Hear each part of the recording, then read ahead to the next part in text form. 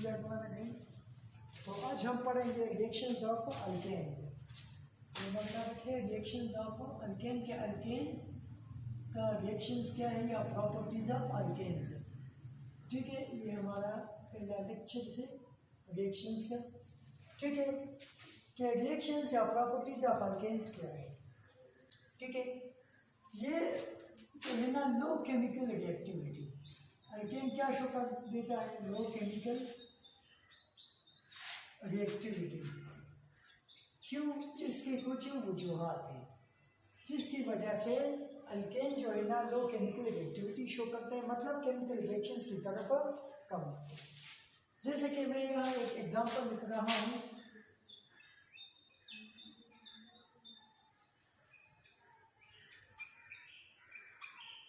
ठीक है, ये हमारे पास है इथेन्स।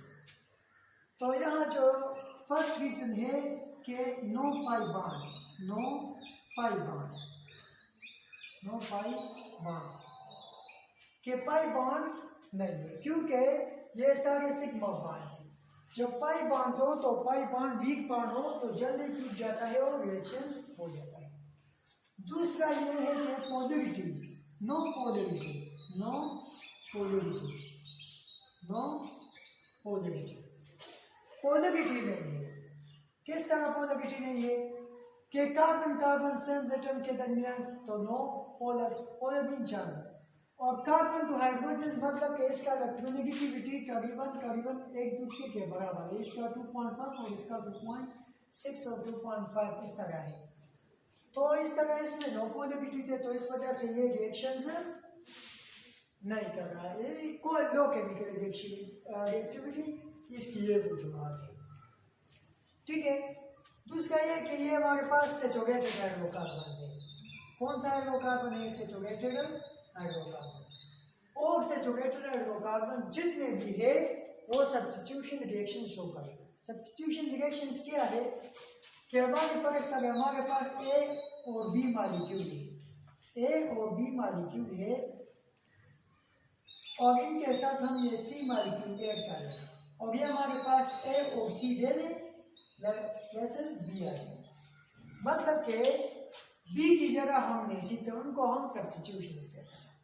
जितने भी अनसैचुरेटेड है, अनसैचुरेटेड मीन डबल और ट्रिपल बॉन्ड्स वाले, तो उनमें एडिशन रिएक्शंस होता है। कौन सा रिएक्शंस? एडिशन रिएक्शंस होते हैं। ठीक है, तो हम पढ़ेंगे कि इस रिएक्शंस किस किस के साथ होता है। तो इसका रिएक्शन पहले हेलोजिनेशंस, हेलोजिनेशंस इसका रिएक्शन है। ठीक है, दूसरा हमारे पास है नाइट्रेशंस, जो ये हम दूसरे लेक्चर में पढ़ेंगे। तीसरा है सल्फोनेशंस। ठीक है, तो ये जो है ना रिएक्शंस शो कर देता है। कौन कौन इनके साथ? हेलोजिनेशंस, ये हो रहा है नाइट्रेशन, सल्फोनेशन से अल्केन्स का केमिकल रिएक्शंस है। इसमें आज जो हम पढ़ेंगे वो है हेलोजिनेशंस। हेलोजिनेशंस क्या होता है कि मतलब ये हमारे फर्स्ट करें, हमारे पास अल्केन है और इसके साथ हम या फ्लोरीन या ब्रोमीन या आयोडीन को रिएक्ट करें, और जो मॉलिक्यूल्स दे रहे हैं उनको हम क्या कह रहे हैं? हेलोजिनेशंस। ठीक है, तो इस तरह हम स्टेप वाइज करेंगे। पहले हम पढ़ेंगे हेलोजिनेशंस। ठीक है, क्या पढ़ेंगे? हेलोजिनेशंस। तो हेलोजिनेशंस का मतलब है कि addition of halogen to alkane, halogenations of alkanes का है।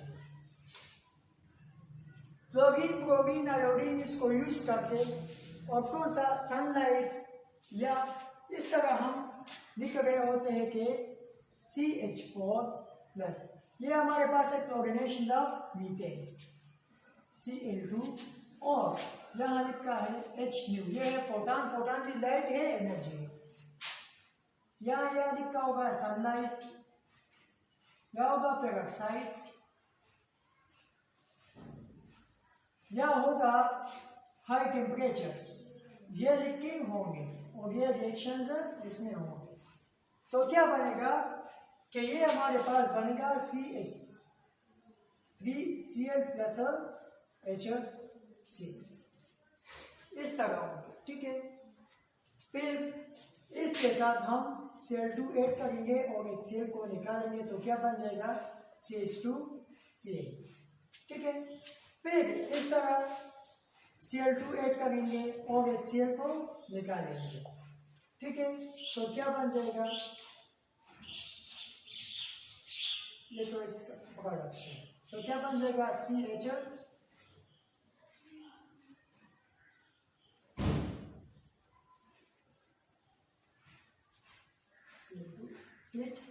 बन जाएगा, ठीक है। फिर हम यहाँ Cl2 ऐड करेंगे और HCl को निकालेंगे तो क्या बन जाएगा CCl4, ठीक है। तो ये इस तरह होंगे। अब हम प्रोडक्ट्स के बारे में कहेंगे कि इसका रिएक्शन से कौन कौन पैदा होगा। ये प्रोडक्ट से ये है, ये कौन से ज्यादा, अगर हम इसको एक्सिस में लेंगे, अगर मीथेन को एक्सिस में लेंगे तो प्रोडक्ट्स यही बनेगा, और अगर Cl2 को एक्सिस में लेंगे, Cl2 को एक्सिस में लेंगे तो प्रोडक्ट्स ये बनेगा। किस तरह, इसको हम इस तरह अब मैकेनिज्म्स के साथ पढ़ेंगे, ठीक है। मैकेनिज्म्स के साथ पढ़ेंगे। तो पहला जो है ना मैकेनिज्म्स तरतीब के साथ पढ़ेंगे, ठीक है। रिएक्शंस क्या है, रिएक्शन से CH4 प्लस Cl2 इसको कहते हैं क्लोरीनेशन, ब्रोमिनेशन, आयोडीन क्लोरीनेशन, इस तरह करेंगे, ठीक है। या हम HNO या सनलाइट या हाई टेम्परेचर या पेरोक्साइड लेंगे और ये हमारे पास बन जाएगा CH3Cl प्लस HCl। ये किस तरह होता है, याद है कि पहला स्टेप हमारे पास है इनिशिएशंस। पहला स्टेप क्या है, चेन इनिशिएशंस। इनिशिएशंस के लिए सनलाइट की जरूरत होती है, इनिशिएशंस, ठीक है। चेन इनिशिएशंस में सनलाइट की जरूरत होती है। पहले क्या करेंगे, ये हमारे पास ये क्लोरीन, इसको हम एनर्जी देके होमोलैटिक फ्यूजन करेंगे। जब होमोलैटिक फ्यूजन करेंगे, होमो मींस सेम फ्यूजन, तो इसकी तरफ ये इलेक्ट्रॉन जाएगा तो ये क्लोरीन फ्री रेडिकल बन जाएगा, क्लोरीन फ्री रेडिकल्स बन जाएगा। अब एनर्जी दी है, ये क्या है, एंडो तक, एंडो एनर्जी दी है तो हाई इलेक्ट्रॉन्स। अब ये क्या करेगा, ये क्लोरीन फ्री रेडिकल आके दूसरा स्टेप है प्रोपगेशंस, चेन प्रोपगेशंस, इस चेन को आगे बढ़ेगा। अब सनलाइट की जरूरत नहीं है क्योंकि सनलाइट इस रिएक्शंस को स्टार्ट करेगा। जब ये स्टार्ट हो जाए तो फिर क्या हो जाएगा, ये CH4 मॉलिक्यूल्स दूसरा कंटेनर में पड़ा है, इस तरह ये हमारे पास है CH4, ठीक है। और यहाँ ये क्लोरीन फ्री रेडिकल्स आए, ठीक है। अब क्या करेगा, इसको कहेगा कि ये तो फ्री रेडिकल्स है, बॉन्ड बनाना चाहते, तो इसको कहेगा कि बॉन्ड तोड़ लो। ये भी होमोलैटिक फ्यूजन करेगा तो एक इलेक्ट्रॉन इस तरह, एक इलेक्ट्रॉन इस तरह।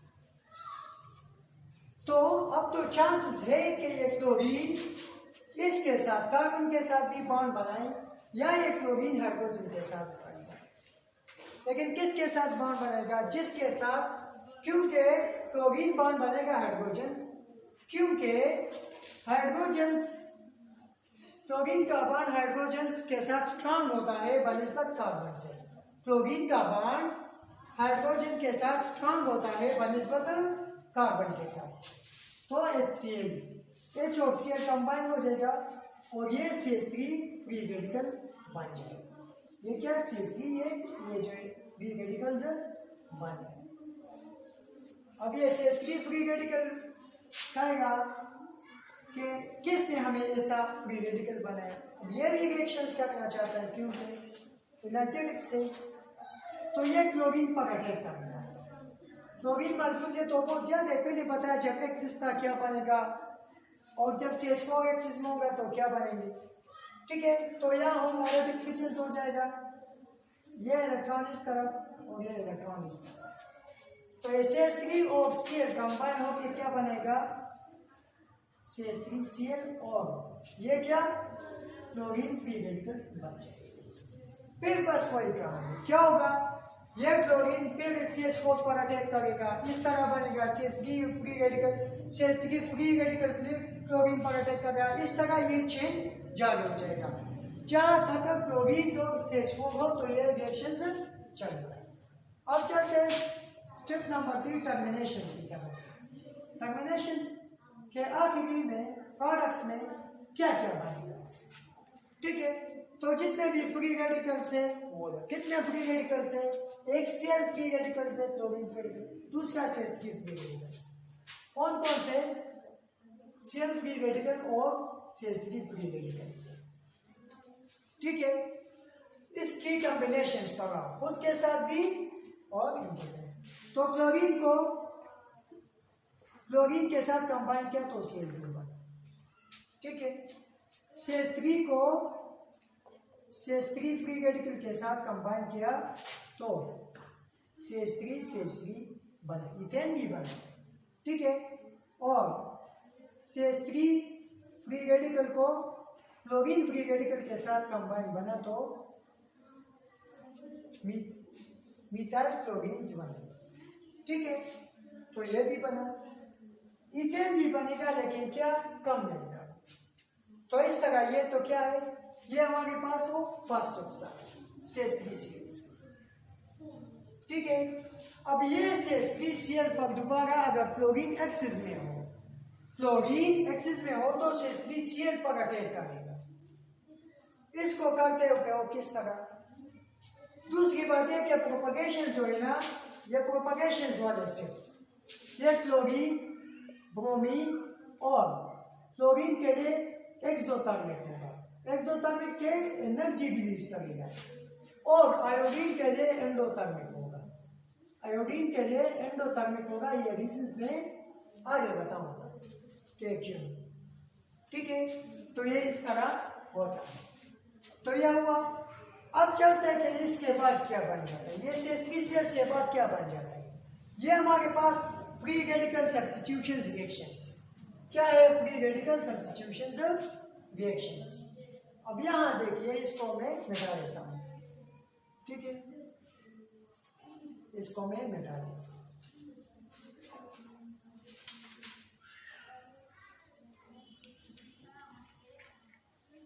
ठीक है, प्रोडक्ट्स हमारे पास क्या आया था? प्रोडक्ट्स आया था CH3Cl। अब इन पर क्लोरीन दोबारा अटैक करेगा in the presence of sunlight. ये फोटोन है लाइट एनर्जी से, सनलाइट क्या करेगा?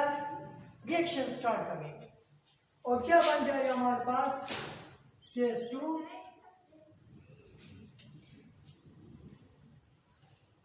Cl2 plus HCl। क्या बनेगा? ये बनेगा। किस तरह? तो एक एक मेथड्स के साथ, मैकेनिज्म्स के साथ। पहले हमारे पास है इनिशिएशन। इनिशिएशंस के लिए हमने क्या किया? क्लोरीन से, ये हमारे पास क्या है? क्लोरीन से। इसको हमने सनलाइट दी या सनलाइट दी, एनर्जी दी और होमोलिटिक फिजन्स किया। होमोलिटिक फिजन्स किया तो ये इस तरफ इलेक्ट्रॉन और इसके इलेक्ट्रॉन, ये शेयरिंग का इलेक्ट्रॉन होता तो इसने अपने अपने इलेक्ट्रॉन लिए। होमोलिटिक फिजन्स के इस बॉन्ड को मतलब सेम स्प्लिटिंग हो जाए कि इसका इलेक्ट्रॉन ये अपना अपना इलेक्ट्रॉन ले तो वो होमोलिटिक फिजन। तो क्या बन गया? क्लोरीन फ्री रेडिकल बन गया। क्या बन गया? क्लोरीन फ्री रेडिकल बन गया। अब प्रोपगेशंस का मतलब है कि ये और भी चेन बनाएगा, और भी चेन बनाएगा, इसको हम प्रोपगेशंस कहते हैं। ठीक है, अब क्या है? ये है ना CH2Cl, ये है CH3Cl, किसके साथ? क्लोरीन के साथ। तो ये हमारे पास है CH3Cl।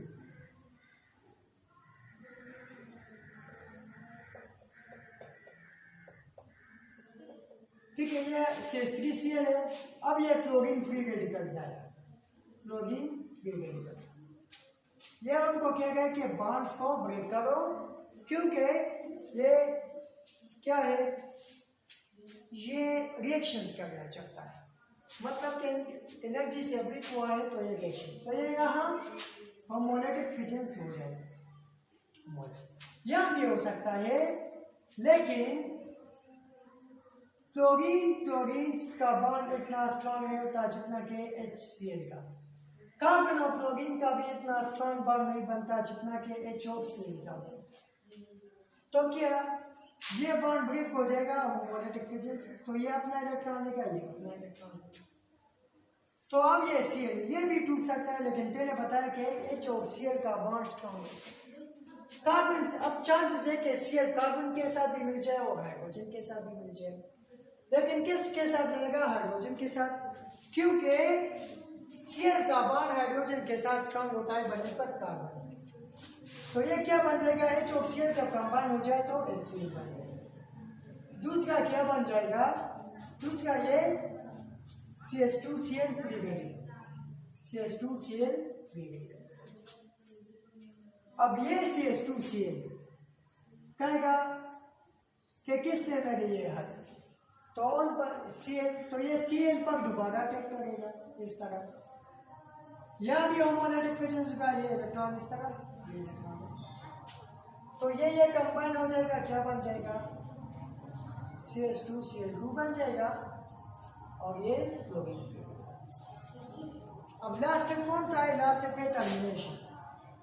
टर्मिनेशन में के प्रोडक्ट्स में क्या बनेगा, तो जितने भी फ्री रेडिकल्स हैं उनको कंबाइन करो। फ्री रेडिकल्स कौन सा बना है, ये बना है CH2Cl, ये बना है क्लोरीन, और ये बना है क्लोरीन। ये क्या बना है, ये हमारे पास है। तो क्या हो सकता है कि क्लोरीन के साथ मिलकर Cl2 बनेगा। यह भी हो सकता है कि CH2Cl के साथ कंबाइन होके क्या बनाए, CH2Cl डाइक्लोरोइथेन बनाए, C2H4, ठीक है, ये भी बने। और इस तरह भी हो सकता है कि ये CH2Cl के साथ कंबाइन हो जाए, तो क्या बनेगा, CH2Cl। तो प्रोडक्ट मेजर प्रोडक्ट से हो, हमने बताया था CH2Cl2, यही आया, ठीक है। और HCl तो हमने मतलब यहाँ से ये बनाया, तो हमने यहाँ, ठीक है।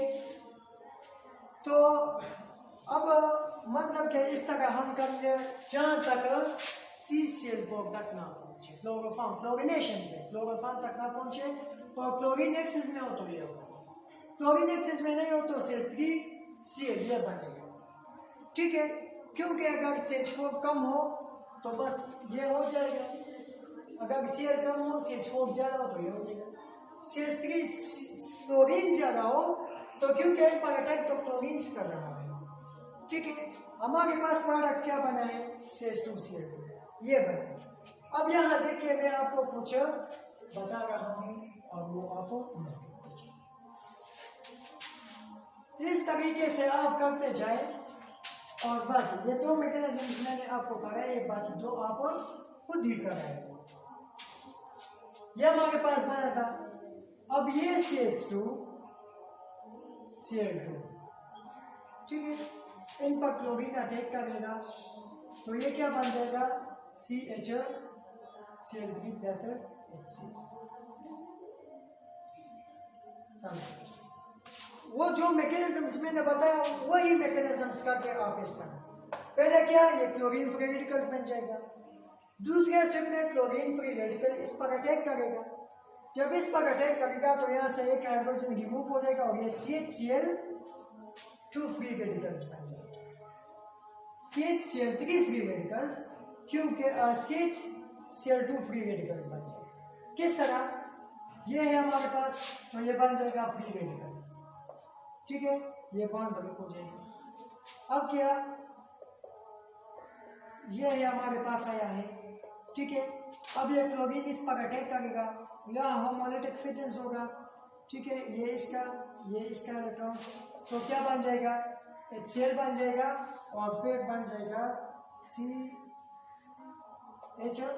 Cl2 free radicals. अब ये Cl2 फ्री रेडिकल क्लोरीन पर अटैक करेगा तो यह होमोलिटिक फिशन, ठीक है। तो एक क्लोरीन इसके साथ कंबाइन तो CHCl3। अब CHCl3 बचा है तो इसको भी क्लोरीनेशन के साथ करो तो एंड प्रोडक्ट्स क्या आ जाएगा, यहाँ तक समझ है, ठीक है। ये इनिशिएशंस, ये प्रोपगेशंस, ये टर्मिनेशंस कंबाइन करके जो भी बनता है, ठीक है। अब यहाँ देखिए,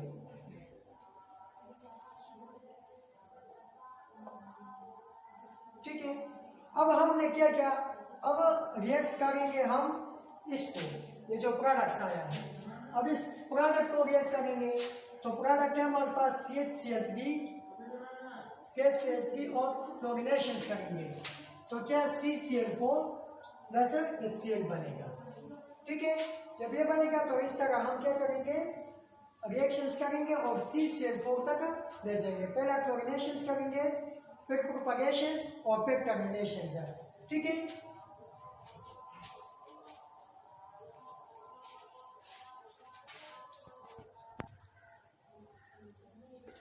ठीक है, अब सिंस इनको रिएक्ट किया तो पहला क्लोरीनेशन लिस्ट, तो आखिर में एंड प्रोडक्ट क्या बनेगा, CCl4, ठीक है। आप ये खुद कर दीजिए, मैकेनिज्म्स खुद कर दीजिए, ठीक है। अब कुछ इंपॉर्टेंस बातें करने थे वो ये है, ठीक है। इंपॉर्टेंस बातें क्या है, इंपॉर्टेंस बात ये है कि रिएक्टिविटी क्या है, रिएक्टिविटी क्या है, fluorine is more reactive to fluorine, फिर ब्रोमीन और फिर आयोडीन। ये क्या है, ये एक एक्टिविटी के ज्यादा फिर ये।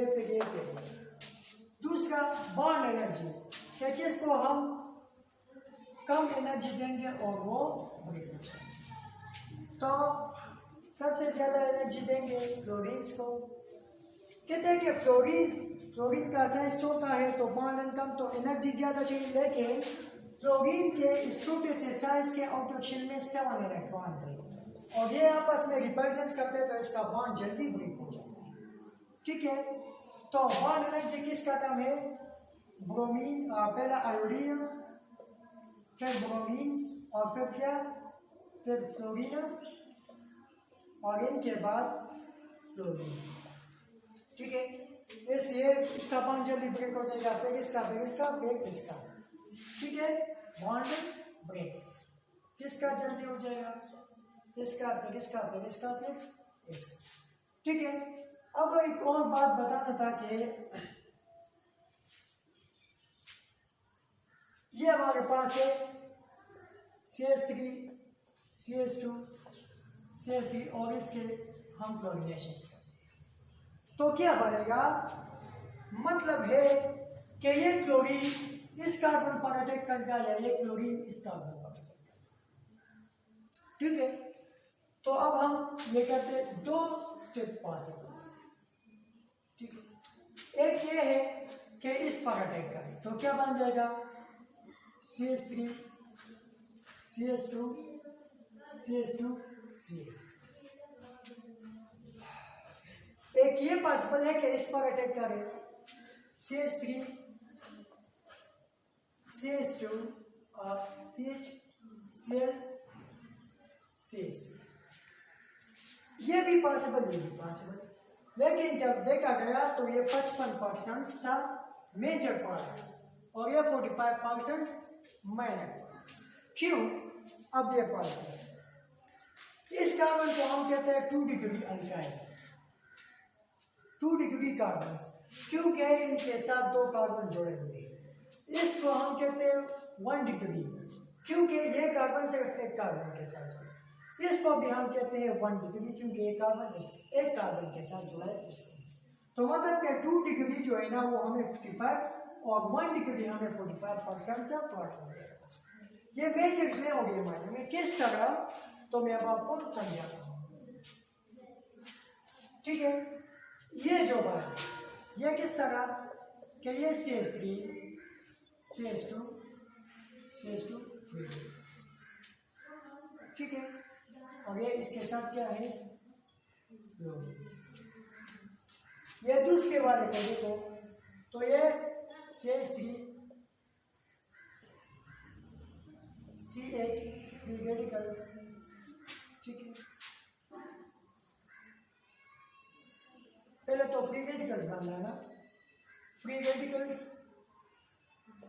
और CH3 HCl यहाँ से लॉस हुआ, यहाँ से भी HCl लॉस हुआ, यहाँ से भी HCl रिमूव। ठीक है, अब यहाँ देखिए इस जो स्टेबल्स, ये ज्यादा स्टेबल्स है, ये इस ज्यादा स्टेबल्स है, तो इसको हम हाइपर कंजुगेशन से प्रूव करते। हाइपर कंजुगेशन क्या है, ये जो फ्री रेडिकल है इस कार्बन के साथ इसके नजदीक ये कार्बन लगा हुआ है, इसके पास कितने हाइड्रोजन से, 2 हाइड्रोजन से, और इनको हम कहते हैं अल्फा हाइड्रोजन।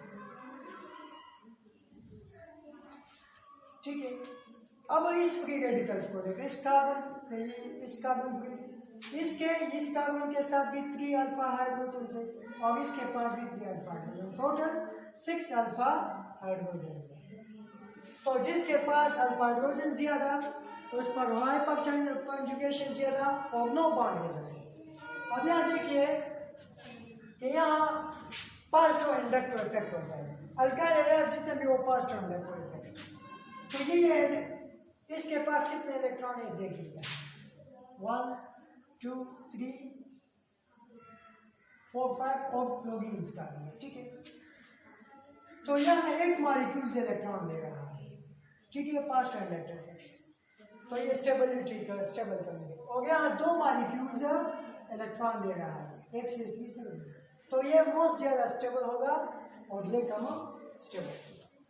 तो इसका मतलब है कि 3 degree alkyl is more stable than 2 degree and then first degree is less stable than 2 and 2 degree is less stable than 3।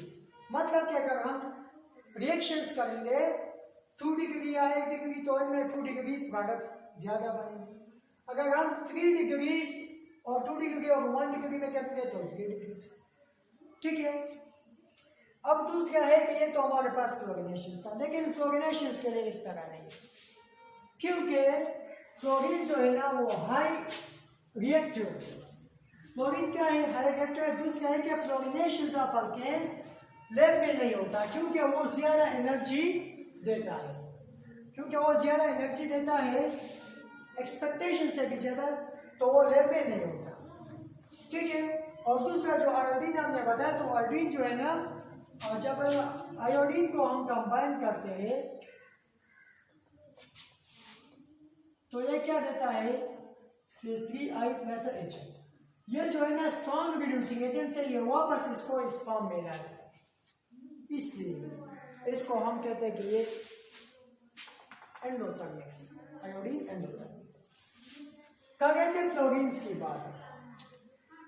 तो फ्लोरीन जो है ना वो हाई रिएक्टिव है और लेस रिएक्टिव। ठीक है, जब ये यहाँ पकाएगा इस तरह,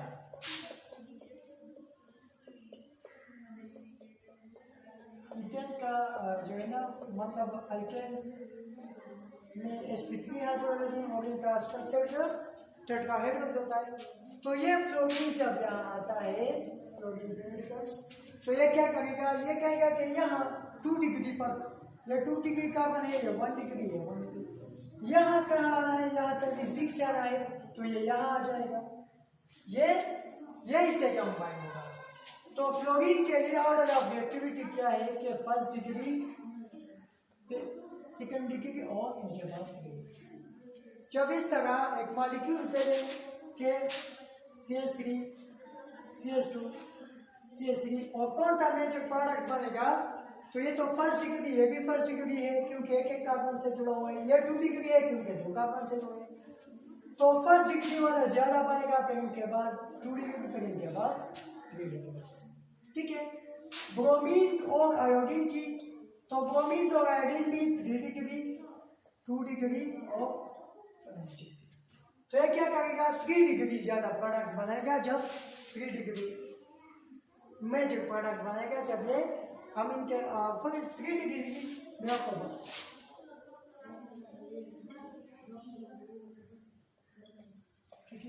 ये हमारे पास है 3 डिग्री। जब इनको हम ब्रोमिनेशन का करेंगे तो वो क्या प्रोडक्ट्स बनाएगा, तो मेजर प्रोडक्ट्स 3 डिग्री, इसमें यह 2 डिग्री है और ये 1 डिग्री। जब इनका हम रिएक्शंस करेंगे तो ये 3 डिग्री से ज़्यादा मेजर प्रोडक्ट्स बनेगा, फिर 2 डिग्री का प्रोडक्ट बनेगा, फिर 1 डिग्री का। इस तरह डील करेंगे। ऑब्जर्विंग की है ना, ये रिएक्टर भी है और सेलेक्टर भी है, ठीक है, ये दोनों करेंगे। 3 डिग्री और 1 डिग्री में ये पहला 1 डिग्री बनेगा और फिर 3 डिग्री। तो ये आज का हमारा लेक्चर था फ्री रेडिकल सब्स्टिट्यूशंस के बारे में, ठीक है। अगर अभी तक आप लोगों ने हमारा चैनल एमएड एजुकेशन को सब्सक्राइब नहीं किया तो प्लीज़ हमारे चैनल को सब्सक्राइब करें ताकि हमारे हर नई आने वाली वीडियोस आप तक पहुंच सके। Thank you.